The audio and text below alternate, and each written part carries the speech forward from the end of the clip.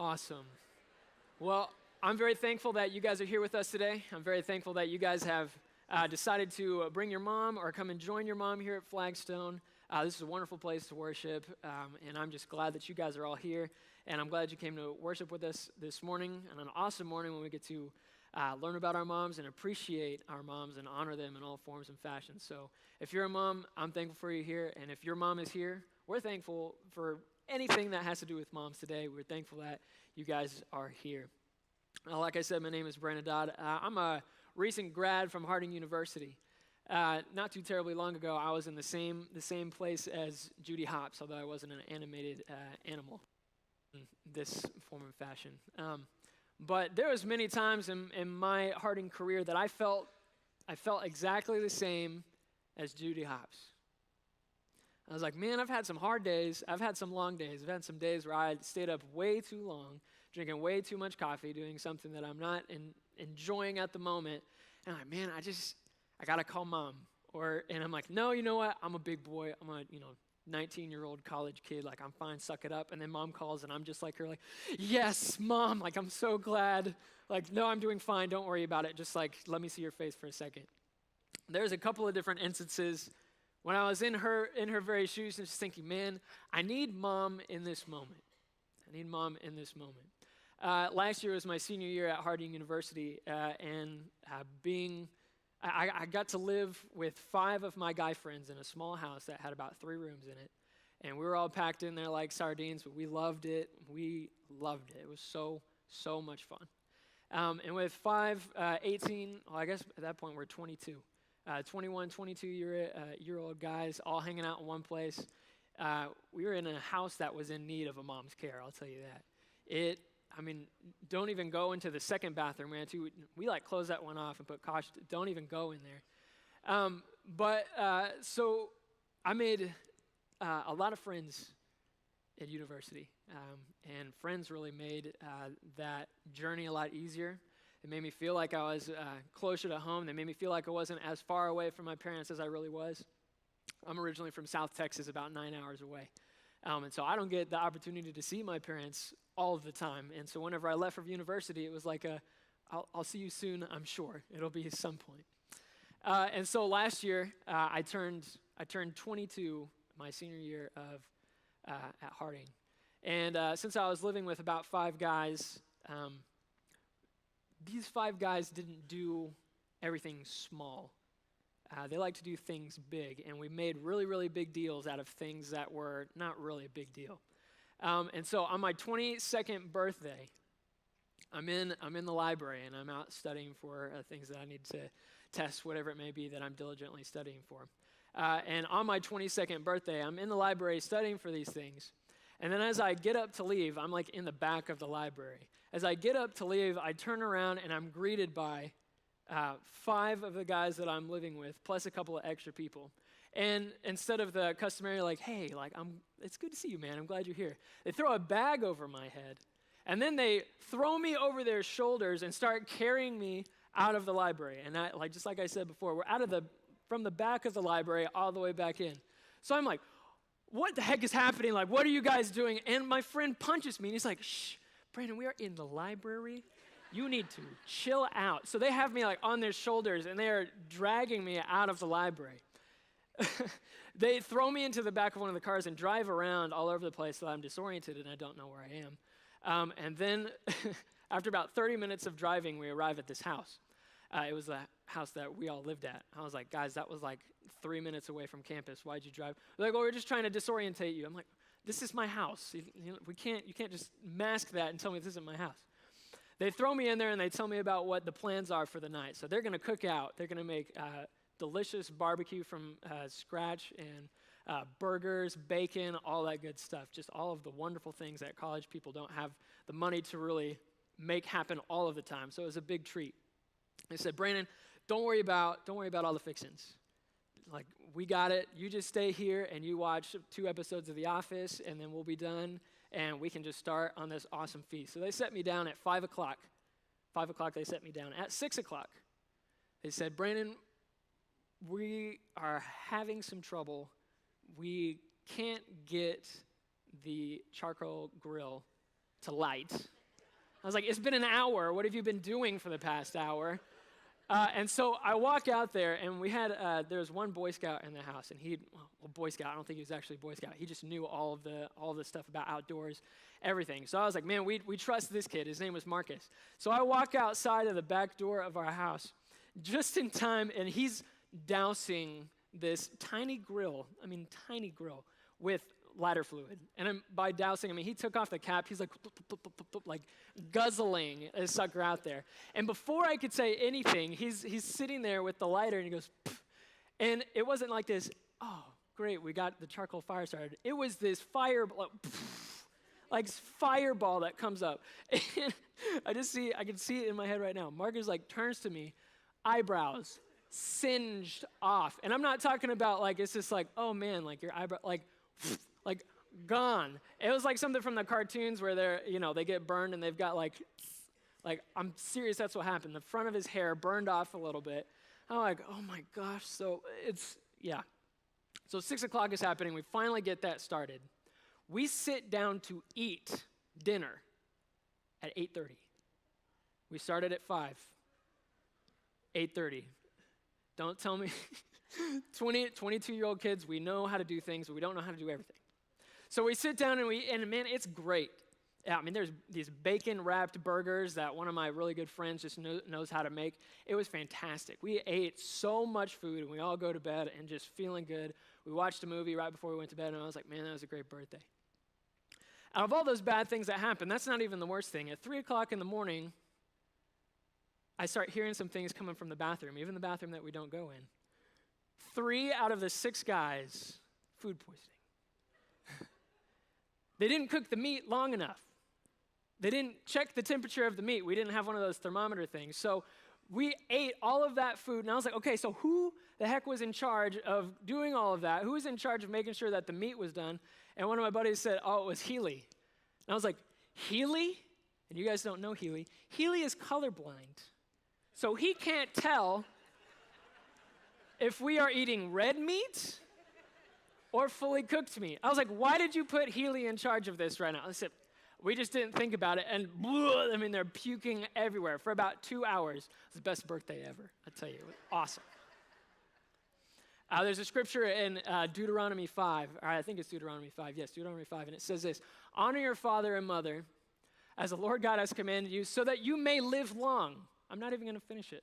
So that you may live long. If you listen to the things that your father and mother tells you, you're going to live a long time, because even as a 22-year-old, stupid, dumb. We don't know what we're doing.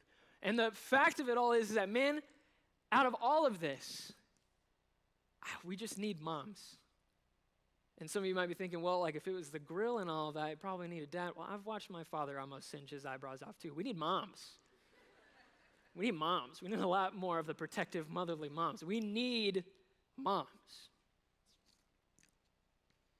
So what is it about moms that makes them so important? Why is it that moms are so important? I've got a little list that Marshall helped me compile this past week. Just a couple of things that moms do. So moms are up each night until 11 p.m. vacuuming, dusting, wiping, washing, drying, unloading, loading, unloading, shopping, cooking, driving, flushing, ironing, sweeping, picking up, changing sheets, changing diapers, bathing, helping with homework, paying bills, budgeting, clipping coupons, folding clothes, putting to bed, dragging out of bed, brushing, chasing, buckling, feeding them. You're feeding the children. You're not feeding yourself. Plus, swinging, playing baseball, bike riding, pushing trucks, cuddling dolls, rollerblading, basketball, football, catch bubbles, sprinklers, slides, nature, walks, coloring, crafts, jump rope. Plus, raking, trimming, planting, edging, mowing, gardening, painting, and walking the dog, and you get up at 5:30 and you have no time to eat, sleep, drink, or go to the bathroom, and yet somehow at the end of the week you still manage to gain 10 pounds. After all of that, moms are so important. As I was preparing this sermon, I kind of realized 2 things. One, I don't really have the authority to talk on moms because I have never been a mom, nor will I ever be a mom. I don't really have authority to talk about moms, or I've never been on anything except for the receiving side of a mother's love and generosity, which is a wonderful, wonderful blessing. But so I've never been one. I don't have any authority to talk about mamas. And number two, everything that I am going to say today is nothing that we don't already know, or nothing that you probably haven't heard in another Mother's Day sermon. And Marshall has typed up 12 sermons from the past. I was like, holy moly, that's amazing. 12 sermons from the past years, and man, I praise his creativity in being able to come up with so many ways to say essentially the same thing, but in so many different ways. So I've compiled a small list of why I believe we need good moms. Many of these on this list are taken from the book of Proverbs, and so feel free to turn to Proverbs right now, Proverbs chapter 31. If you go to the middle of your Bible, you'd probably get into the Psalms. It's the book right after the Psalms, Proverbs. There's 31 chapters there. And so as I get into this list of why we need moms, I hope that you can connect with me as you're turning there to Proverbs 31. First point, we need moms because they are tough and they work hard. They're tough and they work hard. And you might be thinking, well, that's an interesting very first thing to say. Don't you want to say, well, moms, they're just lovely, and they're dainty, and they're just sweet and kind. Did you guys just hear the list that I said? If you are not a mom or if you're a child, think of how many times that you have puked on your mother. Think about how many times that she has seen you with your broken bones, bruises, and scrapes and blood all over the place. The amount of times that she's had to take you somewhere to go and get help. That is tough, and that takes a lot of hard work. So, yes, you're right about them being frail and fragile and lovely and sweet and dainty, but man, it takes a lot of toughness, and it takes a lot of gusto. It takes a lot of hard work to be a mom. And all of the moms are like, absolutely, absolutely. It takes a lot of hard work. In Proverbs 31, verse 16 through 18, it says, she considers a field and buys it. Out of her earnings, she plants a vineyard. She sets about her work vigorously. Her arms are strong for the tasks, and she sees that her trading is profitable, and her lamp does not go out at night. The author here, the writer of this particular proverb, is describing a woman with wonderful work ethic that works outside of the home and makes a living out of it. I know we have moms from both sides of the spectrum. We've got moms all over the place here, young moms in their early 20s and moms all the way up in their 60s, 70s, 80s, 90s. And although that we're all at different places where our moms are, I know that all moms in all forms and fashions work hard and are very, very tough. And here the author is describing somebody that works outside of the home. He praises her resourcefulness and her ability to make good decisions. She's strong and tough and deals wisely in the world. And that takes strength and toughness. He says here, strong arms in verse 17. Takes strength. Whenever I was growing up, my mom, I don't think I really realized quite how poor my family was until I kind of was able to go back and look at some of the meals that we ate, some of the things that we had for our holidays, and some of the meagerness that we had there. I'm one of three. I'm the oldest of three kiddos. So there's a couple of times that my mom has worked a variety of different jobs. She graduated from Texas Tech a little while ago, a long time ago, I guess. And she's done a lot of different jobs. She's worked as a bank teller. She's worked at Chick-fil-A. She's worked at Toys R Us. A whole bunch of little odd jobs. And she takes those jobs so that me and my family could have the life that we wanted to have. And I kind of realized some of her toughness when I was thinking about that there is one or two Christmases in particular in my life whenever I was in elementary school that I remember that I didn't see her at Christmas.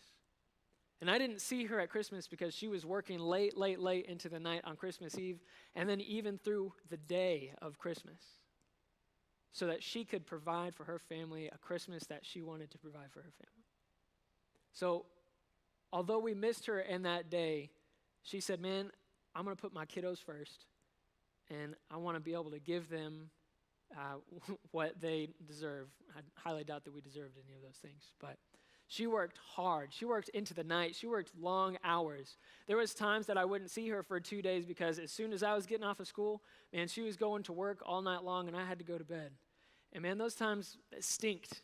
But I knew that my mom was working hard, and setting an example for us, some of that toughness.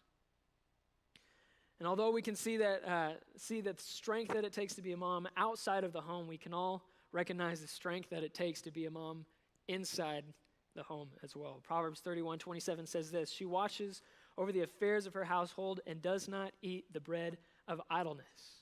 He's describing a stay-at-home mom. She does not eat the bread of idleness. Moms at home, there's no way they can be lazy. Whenever they're taking care of kiddos and wiping up spittle and preparing meals and doing laundry and all of these amazing things that really wouldn't happen because men, we stink at those things. And I'm so very thankful that we have moms that are willing to do those things for their kids and even sometimes for their husbands. She watches over the affairs of her household and does not eat the bread of idleness. So a stay-at-home mom, man, they are as tough as they come. They don't sit there and eat the bread of laziness where the house falls into shambles. They work hard. And I've always known for a long time, that I think it takes a lot more guts to be a girl than it takes to be a guy in a lot of different avenues, in a lot of different ways. Ladies got to carry a child for 9 months and then feed the child themselves. And there's so much more sacrifice going into delivering a child and having a child than I think that I even understand as a 23-year-old male right now. So much stuff. So moms at their heart work hard and are tough. Work hard and they are tough. Number 2, we need moms that are beautiful on the inside. We need moms that are beautiful on the inside. Today, our young women and teenagers are hounded with the expectations of society. It seems like women of all shapes and sizes, there's this one ideal that they're always trying to get to.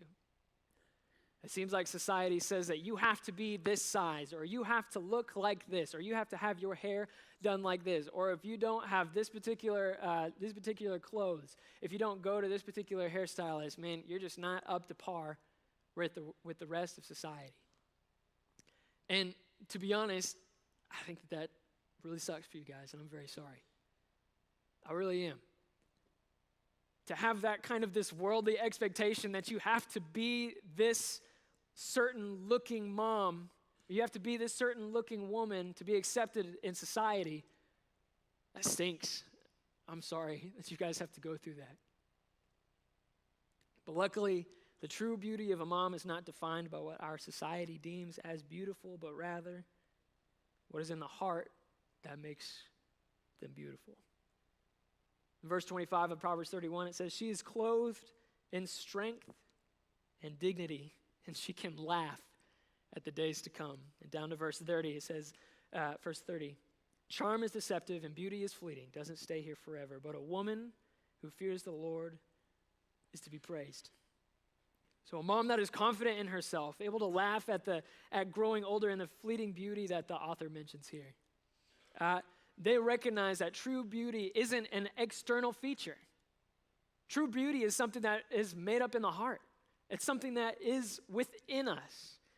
Peter says this, your beauty should not come from outward adornment, such as braided hair and the wearing of gold jewelry and fine clothes. No, that's not where true beauty comes from. True beauty, instead, it should be a part of your inner self. The unfading beauty of a gentle and quiet spirit, which is great worth in God's sight. For this is the way that holy women of the past who have put their hope in God used to make themselves beautiful. So moms, society may tell you that you're not good enough. Number one, that you're not tough because you can't get everything done on this giant to-do list that continues to expand. Society is going to tell you that you're not pretty enough on the outside. They're going to tell you that there's this expectation that you're never going to meet.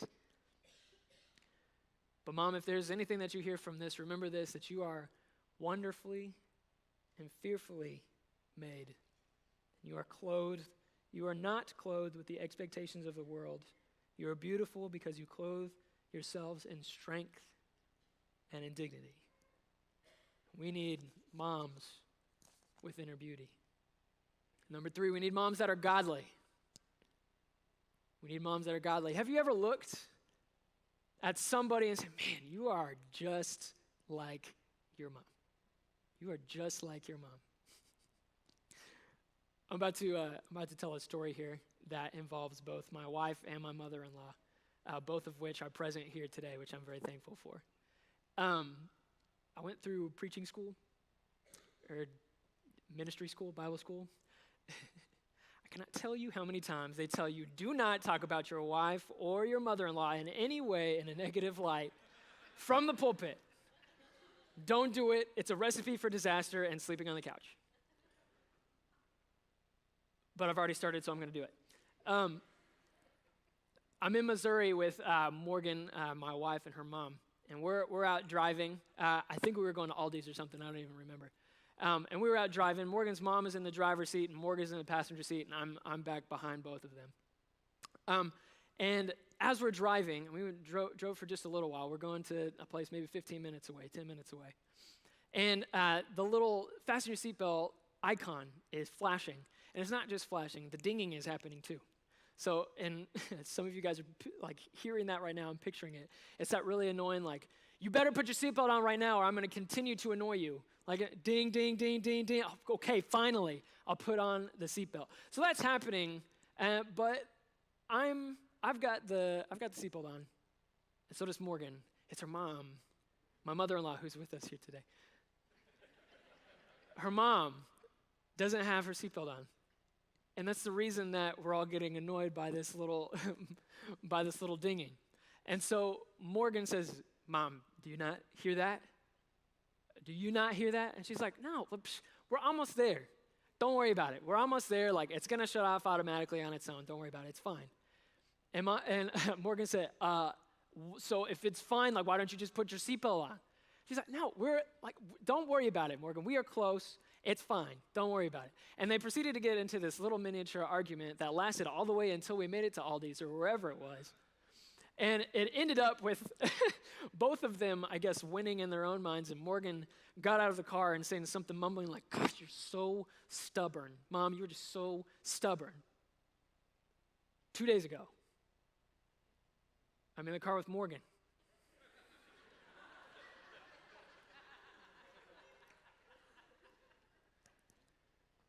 I'm driving, she's in the passenger seat. The dinging is going, and she says, don't worry, we're almost there.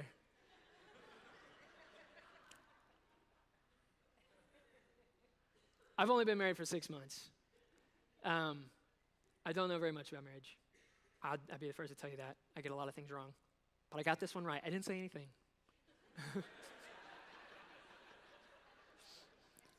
Until right now.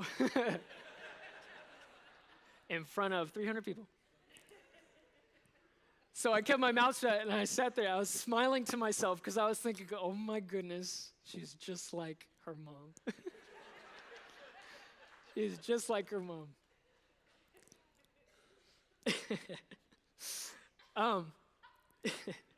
In 2 Timothy, Paul explains that he sees the result of someone who has turned out just like their mother as well. Let's take a look at 2 Timothy chapter 1, verses 4 through 5.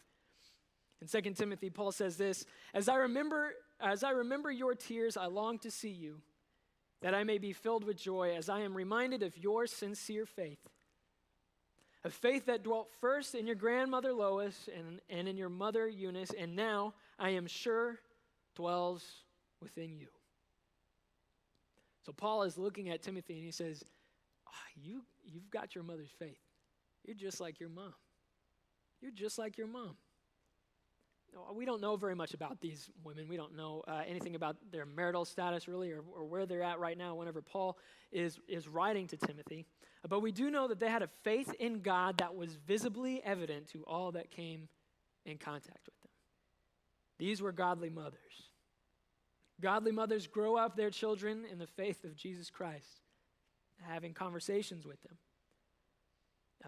In the Proverbs, I don't have it here, but it says that the godly mothers open their arms and extends their arms to the needy, and they speak in wisdom, and in faithful instruction is on their tongue.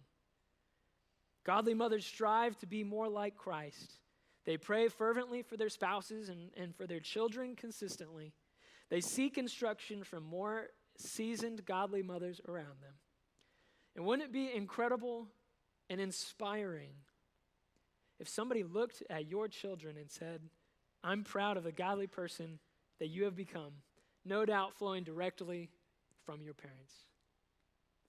I'm being in ministry and stuff. I can wait a little bit to have kiddos and stuff, but I can't wait for to be at the point of parenthood as some of these teens' parents are right now. To see the product of growing up a child, very tough in a very tough atmosphere, I'm sure, but bringing them up in Christ Jesus. And I think that the biggest compliment that I think that I could ever receive, and somebody looking at my kiddo is, man, I see that you brought them up in faith.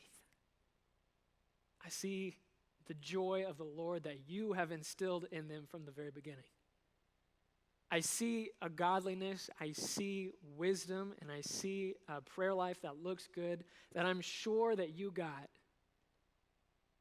from your father and from your mother. How inspiring it is to be able to live up to something like that. Now, I know that many of you might be thinking that is a lot to live up to. If anything, those couple of things that I've talked about right now, a woman being godly, a woman being tough and working hard, and a woman being beautiful on the inside, that's a lot to live up to. Being a mom that has all of these traits, that is a lot to live up to. Being a mother that is strong and works hard for her family, making sure that she's beautiful on the inside even more so than the outside. And even with all that, trying to be a godly example for the kiddos around me, it leads into my last point today, that we need moms that understand that no mother is perfect. We need moms that understand that no mother is perfect. I'm going to say it one more time. We need moms that understand that no mother is perfect. I know some of the things that I can say to you right now can come off in two different ways. One, some of us have our moms in here, and we're so grateful and thankful for the relationship that you have with your mom. And if that's the case, I'm glad that that's there. I know a lot of you are the product of wonderful, wonderful, godly mothers that have tried super, super hard with everything that they have in their being to raise you up in the way that they did. But I also know that some of us here may not have that relationship with their mom. Now, that may be from past abuses or neglect, or maybe there's a stepmom in your life, or has been a couple of stepmoms in your life, or maybe you were adopted, and that relationship with your mom that you feel like it should be there or is supposed to be there, maybe it's not there. I'm sorry about that. I wish there was some way that we could just snap our fingers and make something like that change. I'm sorry that happened to you. But it helps us understand that, man, it's tough being a mom.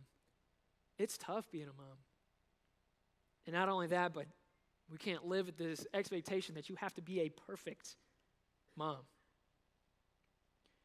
Many of us, I think, would think about Mary as being the essence and the epitome of what it means to be a good mom. If God is going to bless this earth with the Son of God, Jesus Christ, you got to give him a good mom. Because if you don't give him a good mom, then I don't know, there's going to be some problems there with Jesus, the Son of God. So you've got to have a woman that is strong. You got to have a woman that is faithful. You have to have a woman that is godly, that believes in the things that she's been learning about all her life in the synagogues. But Mary herself wasn't perfect. We learn in Luke 2, I don't have any of these verses up there, but you learn in Luke 2 that they're in Jerusalem, Mary and her husband and Jesus. They're in Jerusalem. They leave Jerusalem. And after they've packed up all their things, their tents, they journey for a day. And then they realize that they have left their son in Jerusalem. Now, I know that there's probably a couple of funny stories in here of, you accidentally leaving your kid at Walmart, or accidentally leaving your kids at grandma and grandpa's, or maybe not accidentally leaving them at your grandma and grandpa's. I know my mom has left me at Target maybe twice, but she's under the Target spell, okay? It's happening.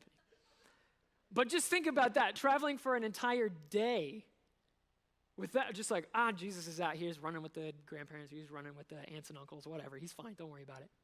So he's gone for a day until she realizes, oh my goodness, or oh my Jesus, where is he?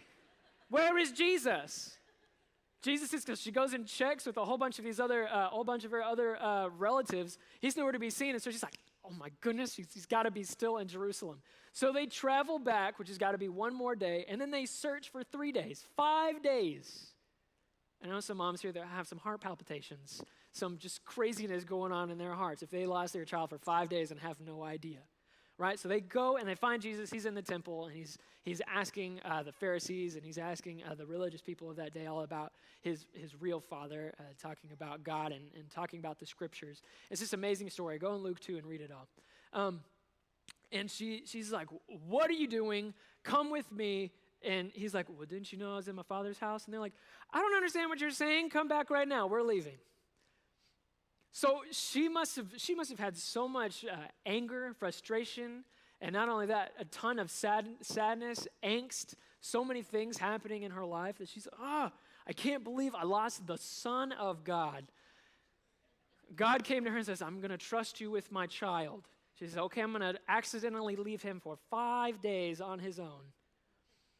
She wasn't a perfect mom, but she also didn't dwell on her imperfections. She didn't dwell on her imperfections. In Luke 2, it says, they went down to Nazareth with them. Then he, talking about Jesus, went down to Nazareth with them, and he was obedient to them. Jesus being obedient to his parents. But his mother treasured all of these things in her heart. She didn't dwell on her mistakes. She recognized that she was human too. I mean, I know that moms get tired. Absolutely. I don't see how moms couldn't get tired. And they say things that they don't mean. They can get overwhelmed and lose track of their heads. It's tough to talk to your kids about faith, and it's easy to push some of those conversations to the side. Moms aren't always strong. Moms aren't always as beautiful as they want to be on the outside or inside. And some moms struggle at being the godly example for their kids to follow. But join the club, man. Being human's hard. Join the club. We are blessed to serve a God that is bigger than any imperfection that we might bear. We serve a God that whenever moms do all they can and the best that they can, and they feel like it's just not quite enough, we serve a God that comes and he takes care of the rest. It's okay to be imperfect. My mother's an amazing lady. I love her to death. She's with her mom right now, which is really cool. So I'm going to go and call them after all of this and tell them that I told funny stories about her and my mother-in-law. My mom is an amazing lady, and I think that I have every right to say that she's the best mom on the planet. But I also know that she had struggles. And there were things that I saw, and there are some things that she would come and she would tell me about her mistakes. And it wasn't until probably middle school, early high school that I kind of realized that she was human. As kids, you just put your parents on this pedestal. They can't fall off. They're like gods whenever you're kids. You're just like, man, they're perfect. They're amazing. And you hate them at sometimes, you love them at sometimes, but they're just incredible and they don't have any struggles. And then it seems like in all of our lives there's that distinctive moment when you realize, gosh, they're not as perfect as what we thought. And I remember one instance in particular with my mom when I thought, man, I haven't seen her like that before. But a wonderful part about my mom was that she didn't tell me all of her struggles. She definitely kept a lot to herself and just kind of showed me that she was imperfect too, helped me realize that we're imperfect people, and we need a God that can come and make those things better. She let me know that she was human, and above all else, she let me know that although she is imperfect, she serves a God that is. Although she is imperfect, she serves a God that makes her perfect. That's amazing. That's something to be praised. So as we close out today's service, we get to enjoy a wonderful day with our mothers. Mothers from the congregation, mothers near and far, FaceTime them, call them, tell them that you love them a lot. Realize that being a mom is tough. Being a mom it's hard work. It takes a lot. It takes a lot from the inside to be able to be a mom.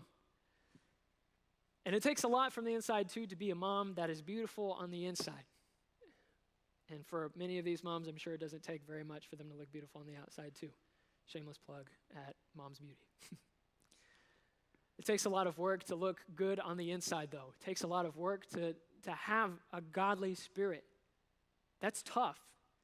To have godliness inside of us and let your kiddos know that you have that godliness, man, that's tough. And to be able to pass that on, absolutely, that is hard work. But amidst all of this, we realize that we are all imperfect people. We all have things wrong with us. We all have things that we wish we didn't struggle with.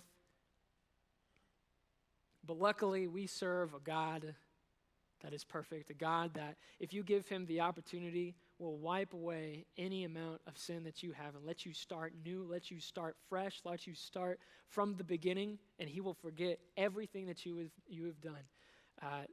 There's a verse in 1 Peter 4, and it says that love covers a multitude of sins, and it does. I believe that very firmly. So today, maybe you need to work harder. Maybe you need to figure out how to be more tough. Maybe you need to figure out how to be more beautiful on the inside, or the steps that you need to take to be more beautiful on the inside. And as we're looking at being more beautiful on the inside, trying to figure out, man, how can I be a godly example to my family? How can I be a godly example to my husband? How can I be a godly example to my children? How can I be more of that? And amidst all of that, we realize that nobody's perfect. Amidst all of that, we realize that moms have struggles, and amidst all of that, there's so much grace to be given.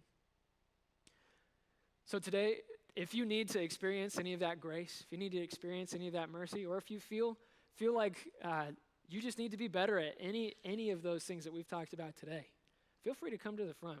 We have a lot of people here that would love to talk to you about it, that would love to pray for you, that would love to pray for you as a congregation, and pray for you throughout the week to be able to be where you want to be.